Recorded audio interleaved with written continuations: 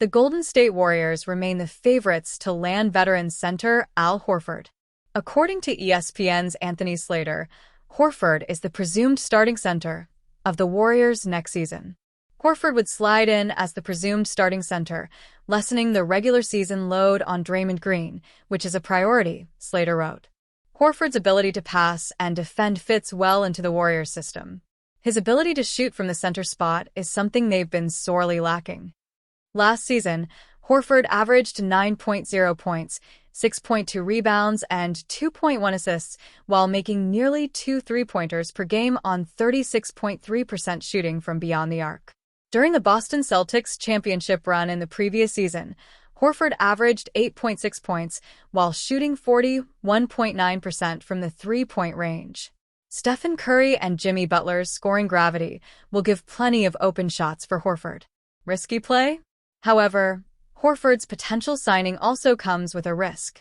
Horford is 39, Slater added. He hasn't been playing both sides of back-to-backs. The Warriors can't rely on him to be an every-night 25-minute option. But the desire is to have him in the lineup when it matters and open up space for five-man combinations, which would especially benefit a downhill driver like Kuminga.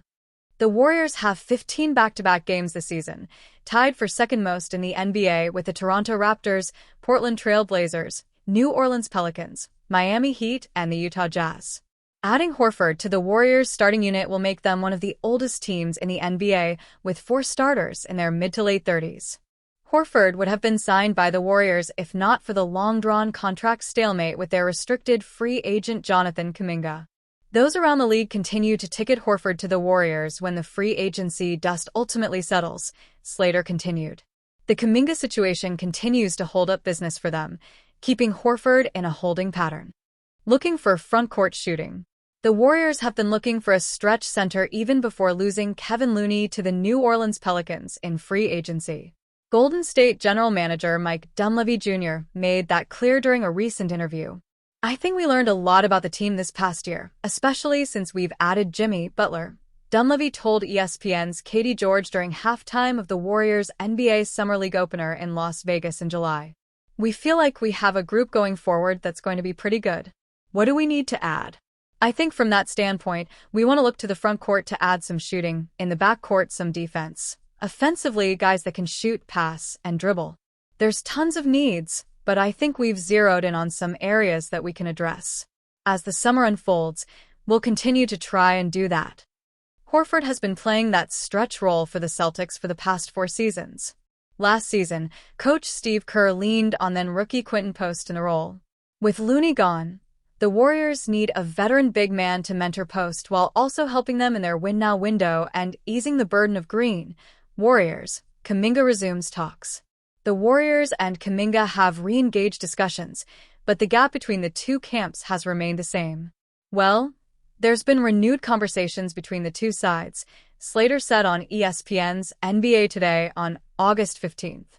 There's dialogue, but as you all know, talking doesn't necessarily equal movement. They've shared contract concepts and opinions about the whole thing between each other this last week, dating back to last weekend. Slater added Kuminga doesn't want to be a pawn for the Warriors, whose current offer is designed to get traded mid-season. Kuminga wants more of a player-friendly deal, more of a signal that he's a building block, not a trade asset, Slater explained.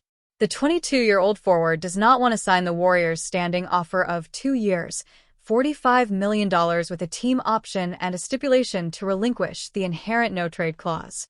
The Golden State Warriors listen when Stephen Curry speaks.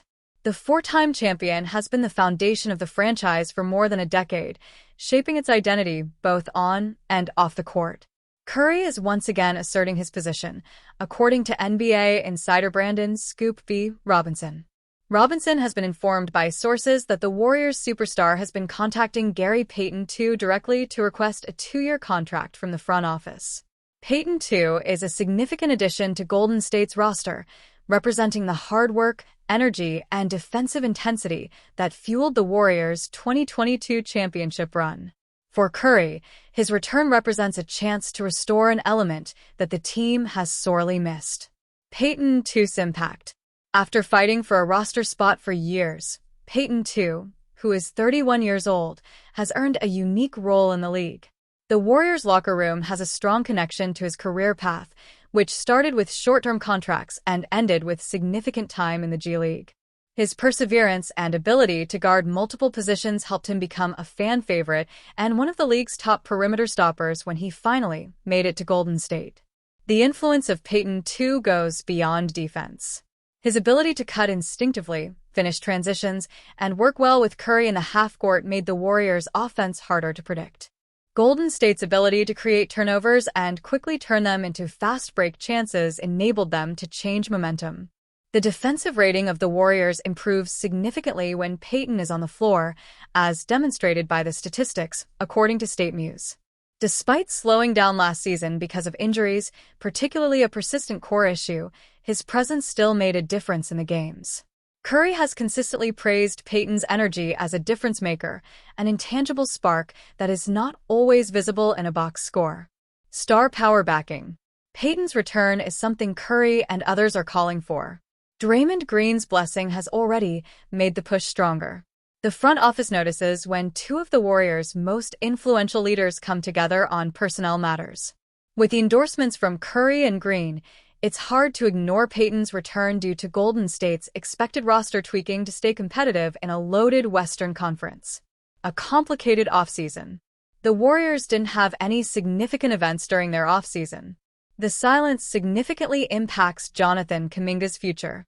While they are considered an important player, the 21-year-old forward is being evaluated for potential changes to the team.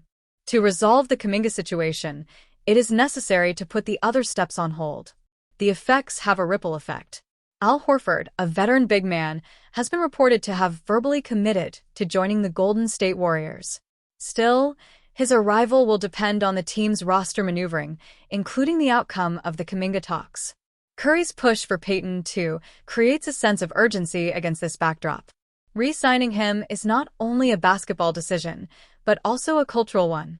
Payton is the defensive backbone of the Warriors, balancing their offensive firepower with toughness and resilience. Curry's influence. In the Bay, Curry's voice has always been a significant force.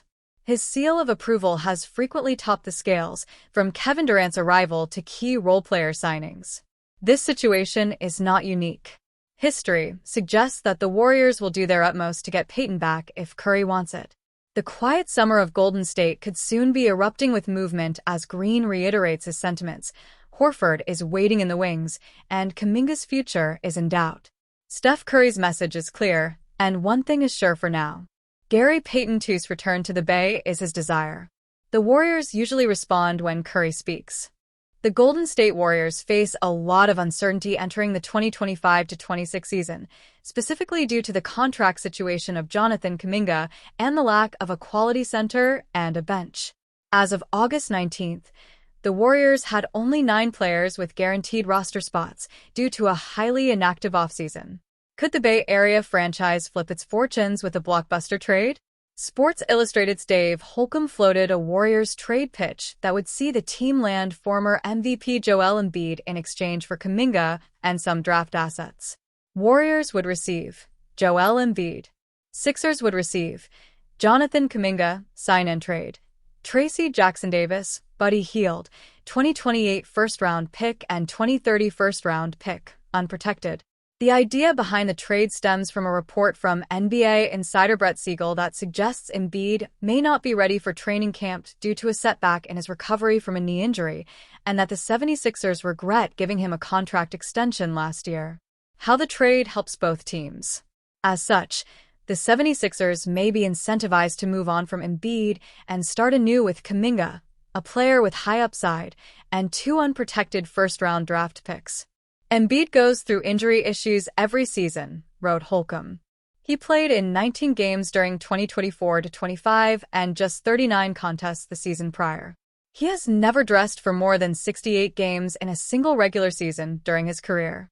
If the 76ers don't see Embiid returning to his MVP-level play from 2022-23, then the team should consider moving on and trading the 31-year-old when he still has a lot of value on the market.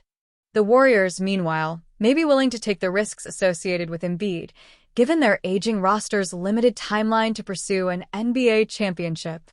All three of the Warriors stars, Stephen Curry, Draymond Green, and Jimmy Butler III, are over 35. Acquiring Embiid would come with a lot of risk, argued Holcomb. The Warriors make arguably the most logical sense to be a trade destination, though, because of the organization's recent championship pedigree and the age of the roster. Embiid would start to decline around the same time Golden State is going to have to begin rebuilding anyway. So, they probably don't mind Embiid's age as much as other teams might. The power forward would also be a force in Golden State's frontcourt if he returns fully healthy. Reuniting Butler and Embiid. The proposed Warriors trade would also result in Butler and Embiid, formerly teammates on the 76ers, reuniting in their pursuit of an elusive NBA title. Both stars have spoken extensively about their fondness for one another and why they were upset with the 76ers front office for letting Butler walk as a free agent in 2019. "I talk to Joel every day," Butler said in May 2022 before the Heat-Sixers playoff series. "Even before the series. That's my guy. That's a brother to me," Butler said of Embiid. "We know that. It's a privilege to play against him. Obviously, to be on the same team with him as well as I was in the past, but damn, you want to play against the best, and to have an opportunity to beat the best, and hold that over one another's head for years to come. After basketball, that's still going to be my guy." Incidentally, Embiid pushed the 76ers front office to acquire Butler at the 2025 NBA trade deadline when the Heat made their former franchise star available. According to Yahoo Sports' Vincent Goodwill, the Embiid wanted a reunion with Butler and pushed for it, but the 76ers and Heat could not make a deal happen. Butler would be traded to the Warriors in a deal centered around Andrew Wiggins.